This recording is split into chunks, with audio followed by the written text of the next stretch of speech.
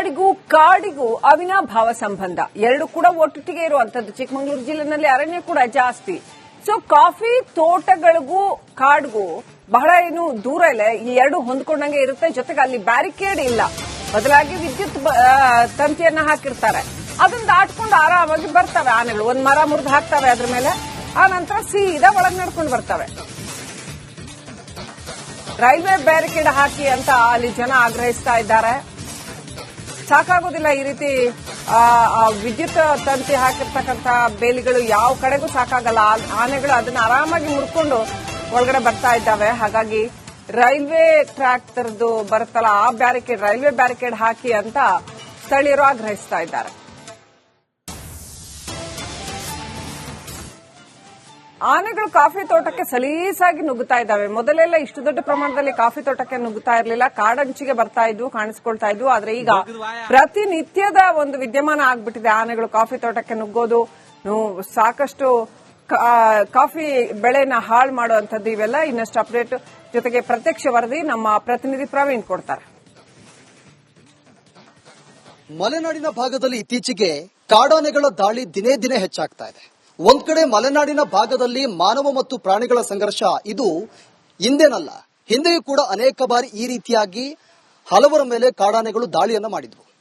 ಮೊನ್ನೆ ತಾನೇ ನಿನ್ನೆ ಒಂದು ವಾರದ ಹಿಂದೆ ಈ ಚಿಕ್ಕಮಗಳೂರಲ್ಲಿ ಕಾಡಾನೆ ದಾಳಿಯಿಂದ ಕಾರ್ಮಿಕ ಯಲ್ಲಪ್ಪ ಅಂತ ಮೃತಪಟ್ಟಿದ್ದ. ಅದಾದ ಬಳಿಕ ನಿನ್ನೆ 36 ವರ್ಷದ ಮಹಿಳೆ ಬೌರವ ಅಂತ ಆಕೆ ಕಾಡಾನೆಗೆ ಬಲಿಯಾಗಿದ್ಲು. ಮತ್ತೊಂದು ಕಡೆ ಒಂದು ವರ್ಷದಲ್ಲಿ 13 ಜನ ಕಾಡಾನೆಗೆ ಬಲಿಯಾಗಿದ್ದಾರೆ. ಹೀಗಾಗಿ ಇಲ್ಲಿರುವಂತಹ ಸ್ಥಳೀಯರು, ಇಲ್ಲಿರುವಂತಹ ಹಲವು ಸಂಘಟನೆಗಳು ನಿರಂತರವಾಗಿ ಹೋರಾಟವನ್ನ ಮಾಡ್ತಾ ಇದ್ದಾರೆ. ಈ ಕಾಡಾನೆಗಳಿಂದ ನಮಗೆ ಮುಕ್ತಿಯನ್ನ ಕೊಡಿಸಿ, ಶಾಶ್ವತವಾಗಿ ಪರಿಹಾರವನ್ನ ಕೊಡಿ ನಮಗೆ ಅಂತ ಹಲವಾರು ಬಾರಿ ಬೇಡಿಕೆಗಳನ್ನ ಇಡ್ತಾ ಇದ್ದಾರೆ, ನಿರಂತರವಾಗಿ ಹೋರಾಟವನ್ನ ಮಾಡ್ತಾ ಇದ್ದಾರೆ. ಆದ್ರೂ ಕೂಡ ಯಾವುದೇ ರೀತಿಯಾಗಿ ಇಲ್ಲಿಯವರೆಗೂ ಕೂಡ ಯಾವುದೇ ಪರಿಹಾರ ಸಿಕ್ಕಿಲ್ಲ, ಜೊತೆಗೆ ಶಾಶ್ವತವಾಗಿ ಪರಿಹಾರವೂ ಕೂಡ ಸಿಗ್ತಾ ಇಲ್ಲ. ಹೀಗಾಗಿ ನಿನ್ನೆ ಬಹಳ ದೊಡ್ಡ ಮಟ್ಟದಲ್ಲಿ 36 ವರ್ಷದ ಮಹಿಳೆ ಏನು ಕಾಡಾನೆಗೆ ಬಲಿಯಾಗಿದ್ಲಲ್ಲ, ಈ ವಿಚಾರವನ್ನ ಮುಂದಿಟ್ಕೊಂಡು ಬಹಳ ದೊಡ್ಡ ಮಟ್ಟದಲ್ಲಿ ಪ್ರತಿಭಟನೆಯನ್ನ ಮಾಡಲಾಗಿತ್ತು. ಅದಾದ ಬಳಿಕ ಇವತ್ತು ಕೂಡ ಬಾಳೆಹೊನ್ನೂರಲ್ಲಿ ಪ್ರತಿಭಟನೆಯನ್ನ ಮಾಡಿದ್ರು. ಶಾಶ್ವತವಾಗಿ ಕಾಡಾನೆ ದಾಳಿಯಿಂದ ನಮಗೆ ಶಾಶ್ವತವಾಗಿ ಪರಿಹಾರವನ್ನ ಕೊಡಿ ಅಂತ. ನಾನಿವತ್ತು ಈ ಕಾಫಿ ಎಸ್ಟೇಟ್ ಅಲ್ಲಿ ಇದ್ದೀನಿ.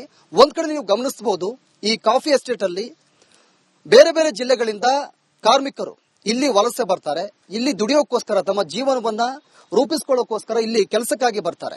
ಈ ಕಾಫಿ ಎಸ್ಟೇಟ್ ಅಲ್ಲಿ ನೀವು ದೃಶ್ಯದಲ್ಲಿ ಗಮನಿಸ್ತಾ ಇದ್ದೀರಾ, ಇಲ್ಲಿ ಕರೆಂಟ್ ವೈರ್ಗಳನ್ನ ಅಳವಡಿಸಿದ್ದಾರೆ. ಇಲ್ಲಿ ಮಾತ್ರ ಅಳವಡಿಸಿರೋದು, ಕೆಲವೊಂದ್ ಕಡೆ ಕರೆಂಟ್ ವೈರ್ಗಳು ಕೂಡ ಯಾವುದೂ ಇರೋದಿಲ್ಲ. ಈಗ ಒಂದ್ ವೇಳೆ ಆನೆ ಬಂತು ಅಂದ್ರೆ ಈ ಕರೆಂಟ್ ವೈರ್ ಇರೋದ್ರಿಂದ ಆನೆ ಒಳಗಡೆ ಪ್ರವೇಶ ಮಾಡೋದಕ್ಕೆ ಆಗಲ್ಲ. ಇದ್ರ ಒಳಗಡೆ ಈಗ ಇತ್ತೀಚೆಗೆ ಈ ಕಾಫಿ ಎಸ್ಟೇಟ್ ಅಲ್ಲಿ ಕಾಫಿ ಕಟಾವಿಗೆ ಬಂದಿದೆ. ಹೀಗಾಗಿ ಕಾರ್ಮಿಕರು ಇಲ್ಲಿ ಕೆಲಸವನ್ನ ಮಾಡ್ತಾ ಇರ್ತಾರೆ. ಈಗ ಕಾಡಾನೆಗಳು ಅರಣ್ಯದಿಂದ ವಲಸೆ ಬಂದಿರೋದ್ರಿಂದಾಗಿ ಇಲ್ಲಿ ಬಹಳ ಸಮಸ್ಯೆ ಆಗ್ತಾ ಇದೆ. ತುಂಬಾ ಜನ ಈ ಜಮೀನಿಗೆ ಬರೋದಕ್ಕೆ ಎದುರುತ್ತಾ ಇದ್ದಾರೆ. ಮತ್ತೊಂದ್ ಕಡೆ ಇನ್ನೊಂದು ಅರಣ್ಯ ಪ್ರದೇಶ ಪಕ್ಕದಲ್ಲಿ, ಇದು ಅರಣ್ಯ ಪ್ರದೇಶವನ್ನ ಗಮನಿಸ್ತಾ ಇದ್ದೀರಾ. ಈ ಅರಣ್ಯ ಪ್ರದೇಶದಿಂದ ಆನೆಗಳು ಬರೋದು, ಭದ್ರಾ ಅಭಯಾರಣ್ಯ ಅಂತ ಇದೆ, ಅಲ್ಲಿ 500 ಆನೆಗಳು ಇರೋದು. ಅಲ್ಲಿ ಹುಲಿಗಳಿಗೋಸ್ಕರ ಆ ಒಂದು ಅಭಯಾರಣ್ಯವನ್ನ ಮಾಡಿರ್ತಾರೆ. ಅಲ್ಲಿ 500 ಆನೆಗಳಿದೆ. ಆ ಆನೆಗಳು ಇಲ್ಲಿಗೆ ಬರ್ತಾ ಇರೋದು. ಇಲ್ಲಿರುವಂತ ಸ್ಥಳೀಯರು ಮಾಹಿತಿಯನ್ನ ಕೊಡ್ತಾ ಇದ್ದಾರೆ. ಮತ್ತೊಂದ್ ಕಡೆ ಹೀಗಾಗಿ ಪದೇ ಪದೇ ಕಾಡಾನೆಗಳು ನಿರಂತರವಾಗಿ ಇಲ್ಲಿ ಕಾರ್ಮಿಕರ ಮೇಲೆ ದಾಳಿಯನ್ನ ಮಾಡ್ತಾ ಇರೋದು. ಒಂದು ವರ್ಷದಲ್ಲಿ 13 ಜನ ಬಲಿಯಾಗಿದ್ದಾರೆ. ಹೀಗಾಗಿ ಇಲ್ಲಿರುವಂತಹ ಸ್ಥಳೀಯರು, ವಿವಿಧ ಪರ ಸಂಘಟನೆಗಳು ಹಲವಾರು ಬಾರಿ ಹೋರಾಟವನ್ನ ಮಾಡಿದ್ದಾರೆ. ಆದ್ರೂ ಕೂಡ ಯಾವುದೇ ರೀತಿಯಾಗಿ ಶಾಶ್ವತವಾಗಿ ಪರಿಹಾರ ಸಿಗ್ತಾ ಇಲ್ಲ. ಕಾಫಿ ನಾಡಿಗೂ ಕಾಡಿಗೂ ಅವಿನಾಭಾವ ಸಂಬಂಧ ಎರಡು ಕೂಡ ಒಟ್ಟಿಗೆ ಇರುವಂತದ್ದು. ಚಿಕ್ಕಮಗಳೂರು ಜಿಲ್ಲೆನಲ್ಲಿ ಅರಣ್ಯ ಕೂಡ ಜಾಸ್ತಿ. ಸೊ ಕಾಫಿ ತೋಟಗಳಿಗೂ ಕಾಡ್ಗೂ ಬಹಳ ಏನು ದೂರ ಇಲ್ಲ, ಈ ಎರಡು ಹೊಂದ್ಕೊಂಡಂಗೆ ಇರುತ್ತೆ. ಜೊತೆಗೆ ಅಲ್ಲಿ ಬ್ಯಾರಿಕೇಡ್ ಇಲ್ಲ, ಬದಲಾಗಿ ವಿದ್ಯುತ್ ತಂತಿಯನ್ನ ಹಾಕಿರ್ತಾರೆ.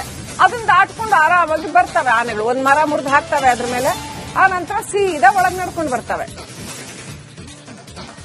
ರೈಲ್ವೆ ಬ್ಯಾರಿಕೇಡ್ ಹಾಕಿ ಅಂತ ಅಲ್ಲಿ ಜನ ಆಗ್ರಹಿಸ್ತಾ ಇದ್ದಾರೆ.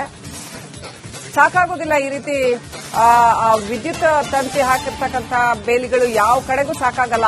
ಆನೆಗಳು ಅದನ್ನ ಆರಾಮಾಗಿ ಮುರ್ಕೊಂಡು ಒಳಗಡೆ ಬರ್ತಾ ಇದ್ದಾವೆ. ಹಾಗಾಗಿ ರೈಲ್ವೆ ಟ್ರ್ಯಾಕ್ ತರದ್ದು ಬರುತ್ತಲ್ಲ, ಆ ಬ್ಯಾರಿಕೇಡ್, ರೈಲ್ವೆ ಬ್ಯಾರಿಕೇಡ್ ಹಾಕಿ ಅಂತ ಸ್ಥಳೀಯರು ಆಗ್ರಹಿಸ್ತಾ ಇದ್ದಾರೆ.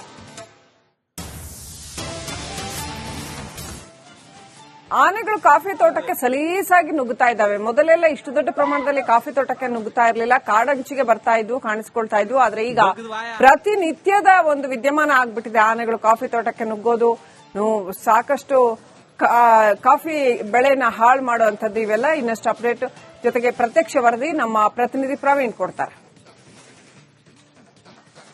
ಮಲೆನಾಡಿನ ಭಾಗದಲ್ಲಿ ಇತ್ತೀಚೆಗೆ ಕಾಡಾನೆಗಳ ದಾಳಿ ದಿನೇ ದಿನೇ ಹೆಚ್ಚಾಗ್ತಾ ಇದೆ. ಒಂದ್ ಕಡೆ ಮಲೆನಾಡಿನ ಭಾಗದಲ್ಲಿ ಮಾನವ ಮತ್ತು ಪ್ರಾಣಿಗಳ ಸಂಘರ್ಷ ಇದು ಹಿಂದೇನಲ್ಲ, ಹಿಂದೆಯೂ ಕೂಡ ಅನೇಕ ಬಾರಿ ಈ ರೀತಿಯಾಗಿ ಹಲವರ ಮೇಲೆ ಕಾಡಾನೆಗಳು ದಾಳಿಯನ್ನ ಮಾಡಿದ್ವು. ಮೊನ್ನೆ ತಾನೇ ನಿನ್ನೆ ಒಂದು ವಾರದ ಹಿಂದೆ ಈ ಚಿಕ್ಕಮಗಳೂರಲ್ಲಿ ಕಾಡಾನೆ ದಾಳಿಯಿಂದ ಕಾರ್ಮಿಕ ಯಲ್ಲಪ್ಪ ಅಂತ ಮೃತಪಟ್ಟಿದ್ದ.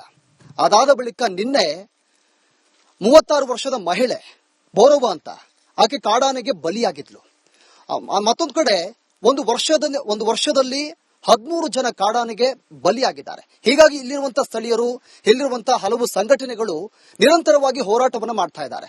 ಈ ಕಾಡಾನೆಗಳಿಂದ ನಮಗೆ ಮುಕ್ತಿಯನ್ನ ಕೊಡಿಸಿ, ಶಾಶ್ವತವಾಗಿ ಪರಿಹಾರವನ್ನ ಕೊಡಿ ನಮಗೆ ಅಂತ ಹಲವಾರು ಬಾರಿ ಬೇಡಿಕೆಗಳನ್ನ ಇಡ್ತಾ ಇದ್ದಾರೆ, ನಿರಂತರವಾಗಿ ಹೋರಾಟವನ್ನ ಮಾಡ್ತಾ ಇದ್ದಾರೆ. ಆದ್ರೂ ಕೂಡ ಯಾವುದೇ ರೀತಿಯಾಗಿ ಇಲ್ಲಿಯವರೆಗೂ ಕೂಡ ಯಾವುದೇ ಪರಿಹಾರ ಸಿಕ್ಕಿಲ್ಲ, ಜೊತೆಗೆ ಶಾಶ್ವತವಾಗಿ ಪರಿಹಾರವೂ ಕೂಡ ಸಿಗ್ತಾ ಇಲ್ಲ. ಹೀಗಾಗಿ ನಿನ್ನೆ ಬಹಳ ದೊಡ್ಡ ಮಟ್ಟದಲ್ಲಿ 36 ವರ್ಷದ ಮಹಿಳೆ ಏನು ಕಾಡಾನೆಗೆ ಬಲಿಯಾಗಿದ್ಲಲ್ಲ, ಈ ವಿಚಾರವನ್ನ ಮುಂದಿಟ್ಕೊಂಡು ಬಹಳ ದೊಡ್ಡ ಮಟ್ಟದಲ್ಲಿ ಪ್ರತಿಭಟನೆಯನ್ನ ಮಾಡಲಾಗಿತ್ತು. ಅದಾದ ಬಳಿಕ ಇವತ್ತು ಕೂಡ ಬಾಳೆಹೊನ್ನೂರಲ್ಲಿ ಪ್ರತಿಭಟನೆಯನ್ನ ಮಾಡಿದ್ರು. ಶಾಶ್ವತವಾಗಿ ಕಾಡಾನೆ ದಾಳಿಯಿಂದ ನಮಗೆ ಶಾಶ್ವತವಾಗಿ ಪರಿಹಾರವನ್ನ ಕೊಡಿ ಅಂತ. ನಾನಿವತ್ತು ಈ ಕಾಫಿ ಎಸ್ಟೇಟ್ ಅಲ್ಲಿ ಇದ್ದೀನಿ.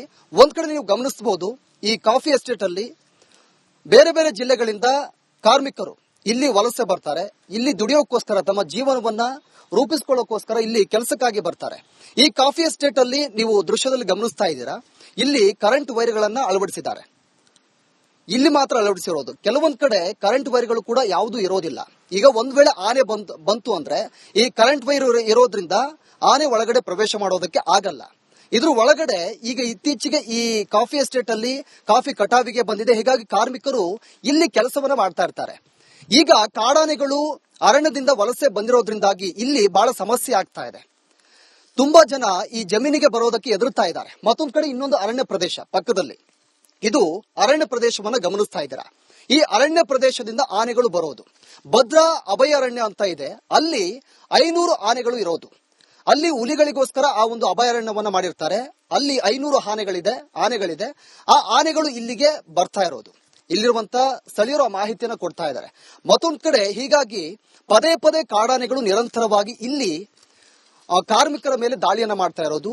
ಒಂದು ವರ್ಷದಲ್ಲಿ 13 ಜನ ಬಲಿಯಾಗಿದ್ದಾರೆ. ಹೀಗಾಗಿ ಇಲ್ಲಿರುವಂತಹ ಸ್ಥಳೀಯರು, ವಿವಿಧ ಪರ ಸಂಘಟನೆಗಳು ಹಲವಾರು ಬಾರಿ ಹೋರಾಟವನ್ನ ಮಾಡಿದ್ದಾರೆ. ಆದ್ರೂ ಕೂಡ ಯಾವುದೇ ರೀತಿಯಾಗಿ ಶಾಶ್ವತವಾಗಿ ಪರಿಹಾರ ಸಿಗ್ತಾ ಇಲ್ಲ.